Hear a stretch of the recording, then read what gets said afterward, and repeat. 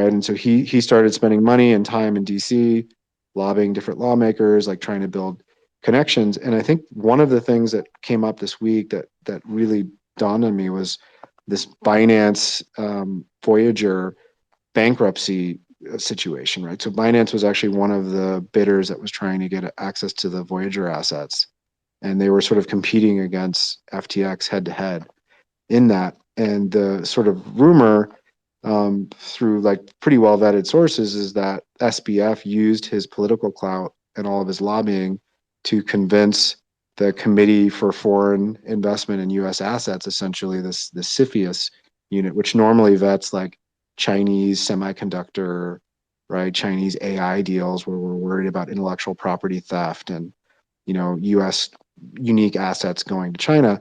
He basically roused their suspicions, dragged them in to that process, and used that to basically convince everybody involved in that process that like Binance wouldn't be necessarily a good buyer for those assets because of the China connection, in spite of the fact that China technically is not domiciled in China, even though it was started there, and the founder is reportedly a Canadian citizen. And I think that was like a step too far. Like if SBF wants to like troll, CZ on the internet, and he wants to say, hey, you can't come to the US, and like that's probably fine and in good spirit. But when he used his sort of inside contacts in the US to try to block out Binance in a business situation, I just don't think CZ appreciated that. And I think it's sort of like a form of xenophobia, and kind of pulling in the anti-China sentiment to try to win a business deal. So I think that's actually the most likely thing that like really precipitated the drama. And of course, once that balance sheet was published, whether CZ knew about it before or not, for Alameda, like it was very clear that there's potential for real issues and possible insolvency. And so, he could have just sold the FTT without saying anything. But I think him saying something about it, I think initially he thought, hey, this is a really good opportunity for me to like probe Sam and FTX and see how weak they are. I think I genuinely believe that he didn't know for sure that at this point that FTX would collapse. I don't think anybody knew how weak FTX was other than the FTX executives themselves. Clearly, the investors didn't know. Some of their closest partners, like Scaramucci, like clearly didn't know. Like I don't think you could even lie about that. It would just be too hard. And so the way it played out was CZ didn't appreciate the way SBF was behaving. He pushed back, probably just a shot over the bow, thinking that it was just a shot over the bow, expecting a longer rivalry and competition in the market. And instead, FTX collapsed almost immediately. And I think the only reason why he agreed verbally to doing a non-binding deal was that he was almost like a deer in the headlights. He didn't know that this was going to happen. So then when it happened, he went, oh shit, I have issues potentially as well if the entire space starts to collapse. I mean, he's not the only person that's sort of exposed, right? There are a lot of people that are exposed here, and Binance may be better positioned than most, but if the whole space collapses, it's not good for anyone, right? Trading volumes fall off, the market makers disappear from the market, credit creation goes away. Like I talked to Genesis a couple of days ago, and they're basically like not doing anything; they're just putting out fires, right? They're not the only one. These big market makers like Jump and Wintermute, they're going to pull back on liquidity. So like that's bad for Binance's business too, if people just stop trading these assets. And so I think he agreed to sort of save BlockFi in a sense, or sorry, not BlockFi, save FTX in a sense. And when he did that, like at the time, he was thinking, okay, if I can get it really, really cheap and like basically take over the assets and liabilities, then it's probably a net good and it prevents further contagion. But then when he went in and looked at it, he realized there was outright fraud, and there's $8 or $10 billion of just missing money. And Coinbase can't touch that with a 10-foot pole, even because they're trying to be the regulated U.S. exchange. So like, of course, they're not going to be interested in that. And of course, Justin Sun will be interested because he doesn't care about any of that. It turns out that even if you potentially have issues, like Binance potentially does, you still might be willing to do a deal. But then, of course, he digs into it further and says, we can't do this. And that's when we realized that these things are going to go bankrupt. And I think the biggest takeaway right after that, though, was that if FTX and Alameda are functionally insolvent, then there are a whole bunch of other entities related to them that are insolvent, or aren't going to be able to continue. And BlockFi was literally the first name on my list as soon as I saw, literally the moment that I saw Binance might buy FTX, I knew something was wrong because the night before they were fighting. And so it was almost like surreal to me. It was like you don't see M&A deals happen like that. That only happens if somebody flat out capitulates. And the only way somebody who's as sort of arrogant as SBF was leading into this would capitulate is if he knew for sure that he was going to collapse otherwise. And so that's when I knew they were insolvent. If they were insolvent, that meant BlockFi was insolvent.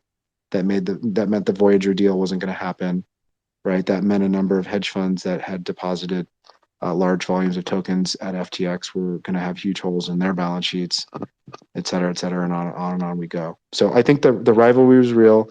I don't think, to summarize, I don't think CZ thought that he was actually going to precipitate the decline this week. I think he knew they were weak, but he didn't know they were as weak as they were. And then when he realized that there was fraud, he said, "There's just no way." Like, in spite of potential fraud at Binance, he doesn't want additional fraud. Like, if you already have fraud on your balance sheet or you have fraud in your organization, you're not trying to buy somebody else to compound the amount of fraud that you might have. So that's my view right now, and I'll stick with it until I get information that disproves it. Hands down, the best analysis between CZ and FTX I've heard. So I appreciate that, Mike. I mean, I've been spending hours and hours and hours on that this week, just compiling information, anecdotally talking to some of the biggest lenders, talking to some of the biggest hedge funds, talking to other executives of companies, right? And just piecing it together one thing after another. And, you do have to make some inferences, but it turns out, like in crypto in particular, when there is smoke, there's almost always fire, right? And so, like, if you see enough unusual or odd behavior concentrated in one organization, there's almost always a problem. Like, I actually can't think of a situation recently where I saw something as odd as I've seen with two or three organizations this week where they didn't eventually fail. And so it doesn't mean you get them all right, but like being aware of what could go wrong early seems to save people a lot of money in this space. And so that's kind of all I'm trying to help with at this point, is not trying to create contagion, because the contagion already happened, right? Like, I didn't make Alameda borrow billions of dollars to do the anchor trade, right? Like, I had nothing to do with that. But the fallout from them doing that is somewhat predictable and potentially avoidable from a depositor standpoint if you're paying attention. And so just trying to make sure we've identified the rest of the problem companies, put them out there so people can do their own work. And, because the worst thing that could happen is you have 100% of your family's money in BlockFi, right? You have 100% of your family's money in crypto.com. And this happens. Like, I know many of us are listening to this and saying, that's crazy. How would anyone do that? But unfortunately, that's what we've seen over and over again with Celsius, Voyager, um, FTX, BlockFi, et cetera, right? It's just one thing after another. Is it I'm correct that that FTX went bankrupt with zero Bitcoin at the time it went bankrupt? So there's basically, if anyone had Bitcoin at FTX, they're not going to get it back, period. I remember just recently seeing something along the lines that they had zero Bitcoin in the bankruptcy. Yeah, I mean, I think they loaned out like so much of the user funds, and they were doing trades that had nothing to do with Bitcoin, right? Because they were only interested in kind of unique arbitrage trading for the most part. And then of course they were punting on Solana directionally, like they were thinking that would go up in the long run, and there was a real ecosystem there. And then they had a lot of a liquid. So here's one of the weird things, right? If you read the journal today, they're blaming some of the kind of illiquidity solvency issues on illiquid investments in Alameda, right? And so it is true, Alameda, along with Three Arrows, was a very active venture investor. But like, you can look at the venture investments that were made, and it's just not enough. Like, for 6, 8, $10 billion, like almost certainly those were liquid trades, right? Those were borrowing on a under collateralized or uncollateralized basis, and then piling into trades like the anchor trade. Like, they're borrowing at 10% and trying to get 20%, and they thought it was free money. Um, I don't think the venture bet argument makes sense. Like, it's just there wasn't enough capital going into that to cause insolvency by itself. But if it was, right, it's just like a basic duration problem. Like, you can't borrow money short and invest in venture companies, because even if you're successful, like most of those companies won't achieve a liquidity event in the first 3 to 5 years. A lot of the most successful companies take 10 or 12 years to see liquidity. And so like the IRR is great over that 10 or 12 years, but there's a long period of time where you have no liquidity. And so if you borrow money and you need to pay it back in the short run, like it doesn't make any sense. It's just hard for me to believe that all these people who went to MIT, right, and all these people that were trained at Jane Street and were quant traders and like that they wouldn't understand that. And so I think that's just a red herring. I think they're just saying that to throw people off of the fact that there was clear like outright fraud here between the actual kind of rating the customer accounts, right, to trade with, which is I think under most in most jurisdictions would be considered fraudulent activity. And also the back door that reportedly that SBF sort of built into the system so that they can move money without the accounting and the auditors actually being able to see it, which is kind of a huge smoking gun. Like nobody, people make mistakes. Like one way that I would differentiate is between kind of incompetence and ignorance and inexperience, and then outright malicious fraud. And so, like BlockFi, perfect example of well-meaning people, nice people. They really wanted to provide a solution for people to get yield on their crypto. They weren't trying to hurt anyone. They weren't trying to steal the money, but they were just frankly completely inept. They have no idea how to run a loan book. They have no idea how to run an arbitrage trading strategy. They have no idea how to run risk management broadly and make sure that they don't lose money. And so they lost money, and they, through no sort of malicious fault of their own, they weren't trying to scam anyone. They weren't fraudsters. But the net result of the depositors is that when they go into Chapter 11 this week, all of a sudden now you're going to be in line with your hand out waiting for the money, just like as if you invested in Celsius, Celsius was an outright example of fraud, right? FTX Alameda was an outright example of fraud. And so I think we just need to be aware and careful about how we categorize these things, because there are distinct differences between them when you really dig into it. Monica, you had your hand up for a while. Do you have a thought or a question you want to share? Mike, I do.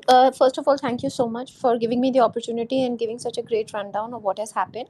I'm from India. Just wanted you to know that Binance has a very shady history as far as this is concerned, and their interest in first trying to bail out companies and then backing off. This has happened in India with WazirX. Undoubtedly, I'm sure there was something fishy in the trade.